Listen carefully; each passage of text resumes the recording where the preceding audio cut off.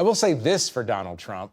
More stuff, all different kinds of stuff, happens in a single week in his Washington than has ever happened during another presidency. Trump likes attention. He likes movement.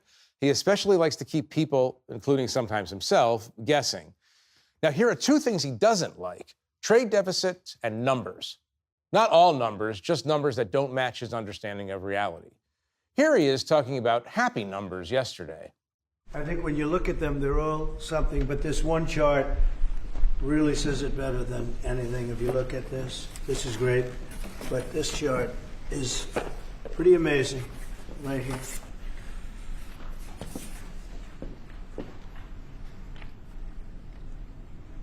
All new numbers. Some numbers he didn't like were the Bureau of Labor Statistics numbers on jobs growth. He didn't like those numbers so much that he'd fired the Bureau's commissioner. Here to discuss the latest on Trump's attempt to create realities by talking them into existence are Jonathan Karl, the chief Washington correspondent for ABC News, White House and Washington correspondent. I'll give you both. Tyler Pager is a White House correspondent at the New York Times and a co-author of 2024, How Trump Retook the White House and the Democrats Lost America. Jonathan Lemire is a staff writer at The Atlantic and a co-host of Morning Joe on MSNBC. And Vivian Salama is our newest staff writer at The Atlantic. He used to work for a newspaper of some sort, if I recall, from last week. Yeah, it's a distinct memory. Well, welcome to the table. Big book. I want to get to some stuff in the book if we can. I want to start by talking about the upcoming Alaska summit. Trump posted this announcement just a little while ago, Friday afternoon. The highly anticipated meeting between myself as President of the United States of America, it was good that he noted that, and President Vladimir Putin of Russia will take place next Friday, August 15, 2025, in the great state of Alaska. Further details to follow, and then, of course, the inevitable. Thank you for your attention to this matter. So this is fascinating. This would be Putin's first visit to the United States in 10 years. Trump has said there's going to be a discussion of an exchange of territory, noting, of course, that Zelensky is not coming to this Alaska summit. But what are we actually talking about here, John? An exchange of territory. Russia controls 20% of Ukrainian territory. Ukraine has about 4 square miles left of its incursion. What's going on? So first, this summit, the president's right, has been teased for a while. The Trump critics suggesting that it's going to be in Alaska so he can give Alaska back, perhaps, to Russia. But I think what we'll see here instead is two parts. First of all, originally the White House offer to Putin was it's going to be 2 summits. It's going to be a Trump and Putin, followed by a Trump-Putin-Zelensky trilateral. The Kremlin said no to that. They don't want to legitimize Zelensky. So we're not sure that's going to happen, but that's not a deal breaker for President Trump. He made that clear yesterday, and then today with the announcement that he will go through with this meeting next week, we believe, in Alaska. We're not clear what sort of territory we're talking about here. Russia has put forth a proposal. They'd be able to keep the Donbass, a couple other, Donetsk, Luhansk. And Crimea. And Crimea, of course. But it's not clear what Russia would need to give back. And in fact, there's some reporting tonight from the Wall Street Journal suggests that all they're offering is a ceasefire. We'll stop fighting if we get to keep this land, which would be a non-starter, of course, for Ukraine and most of Europe. Yeah, John, non-starter is the operative word here, no? I mean, it's an extraordinary development, if what the Wall Street Journal has reported is accurate, that you have basically ceding significant territory that you've been fighting for 3 years in exchange for what is by definition temporary, a ceasefire. But Zelensky's actually had some comments since this has come out that seems to be positive about what can happen here. What's interesting is the White House at first was insisting, we didn't hear Trump himself say this, but the White House was saying that this would have to be with Zelensky. That Trump wanted to have a trilateral meeting, and then very quickly the president just said, okay, one-on-one meeting's fine. Vivian, as John points out, Zelensky is making positive-ish noises about this, but does he really have any choice?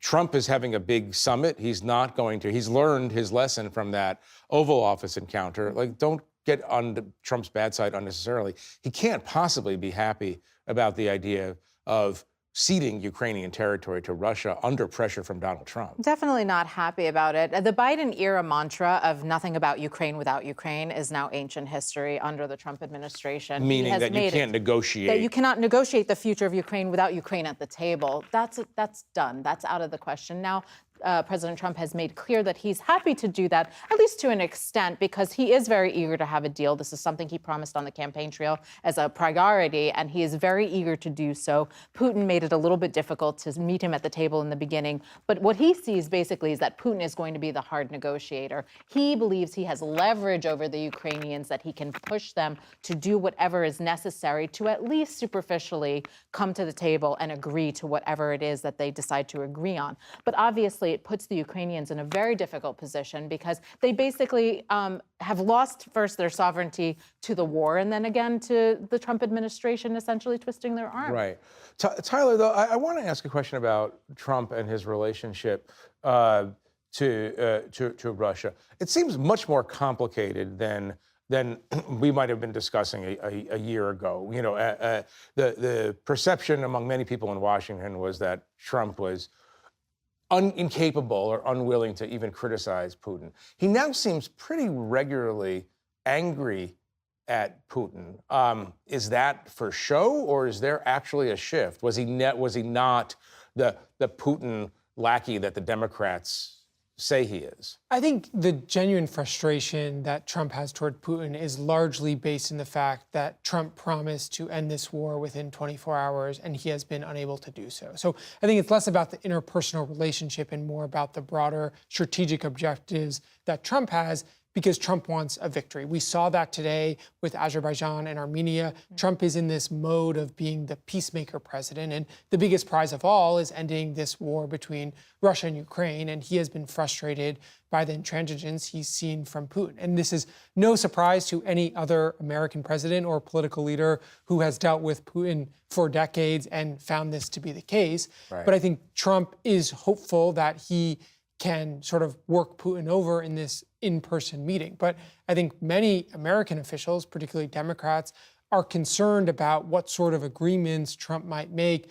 with Putin. We saw in a famous moment that John was at in the first term, where he was asked about, American intelligence that Russia had interfered in the U.S. election, and he just basically brushed it off. And so I think there's genuine concern about what could unfold from this meeting. But the relationship is definitely more complicated than the perception of just Trump as a lackey. And I think Trump is sensitive to the idea that Putin has played him. Yeah. And when he has a conversation with Putin that he thinks went fine, and then Russia goes forward with a massive a drone attack on cities in Ukraine, it angers him. So I think there's a frustration, which is an understandable frustration. Yeah. It's interesting that he articulates it. Again, given the perception that he would never say anything negative about Putin. It's also a sign of overconfidence, maybe in his ability to negotiate with the world's toughest dictator. Yeah, I mean, he has clearly been humbled and humiliated, but he's not lost the confidence that he can sit down with anyone, that it's the art of the deal, that he's the master negotiator, he can get some sort of agreement, and the Nobel Peace Prize has been seeking for quite this time. So, yeah, he has told people that he believes he can still handle Putin in this setting. Right. Others, less sure. Vivian, let me just ask one more question on this. If Putin and Trump decide that in exchange for whatever Putin is giving, he gets a chunk of Ukraine, essentially, where does that leave Zelensky?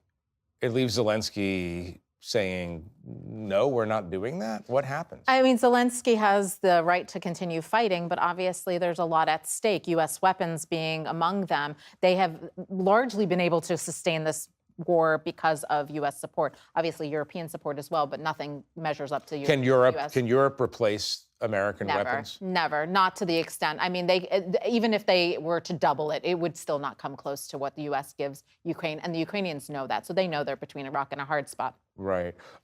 Vivian, let me switch to another sore spot on the globe, Gaza and Israel.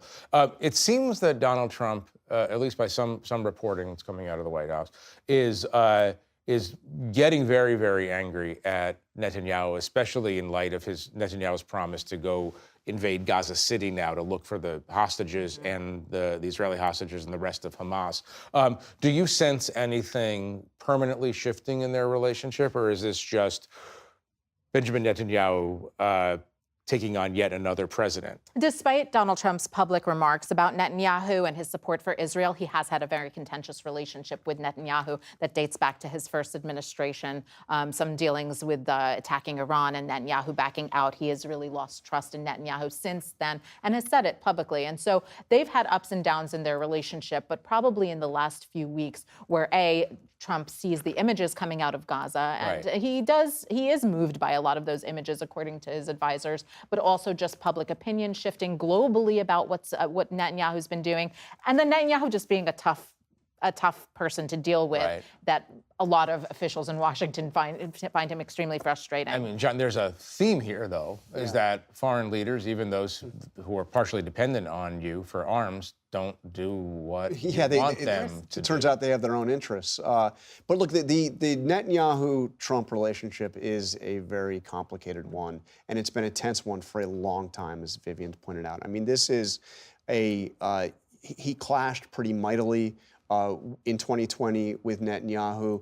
Obviously, he was upset after the election in November of 2020 when Netanyahu congratulated Joe Biden. I think it's probably his toughest relationship on the globe, probably maybe second only to Zelensky. Right.